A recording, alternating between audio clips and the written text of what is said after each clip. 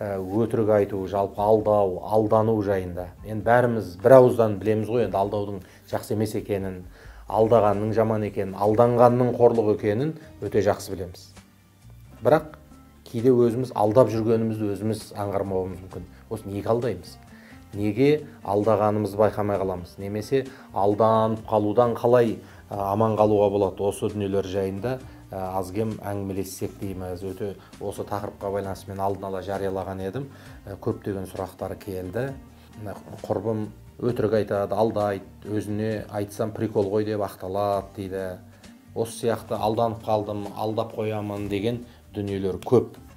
Енді басын ашып айтуымыз керек. Жалпы өтірік өрге баспайтын нәрсе. Өтірік өрге баспайды. Қазақтың керемет мақалдары бар ғой.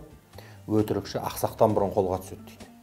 Енді қарап отырсаң, өтірікші ақсақтан бұрын қолға түседі деген енді ақсақтың жүрісі мандымайды, артынан қуған адам ұсталып қалады ғой. Бірақ сол өтірікші ақсақтан бұрын қолға түседі деген сөз өтірік өрге баспайды, өтіріктің арты бір тұтам, бәрібір алдаған нәрсенің арты ашылып тұрады деген дүние екен ғой. Шынында да қарап отырсақ, Құдайдың алдындағы ең үлкен күнәлардың бірі осы алдау. Алданудың түрі көп қой. Mesela біреуге алданып қаламыз, біреу алдап кетеді. Бірақ дүниедегі ең жаман нәрсе өзіңді өзің алдап жүру екен. Кейде біз өзімізді өзіміз алдауымыз мүмкін да. Ертең істейсің ғой, арғы күні қатырасың ғой, пока бір рет өтірік айта сал, енді айтпайсың ғой, осы бір сәттен шығып кете сал, содан кейін барып бұл іске қайтадан бой ұрмайсың ғой деп, мәселен, өзімізді өзіміз алдап жатамыз.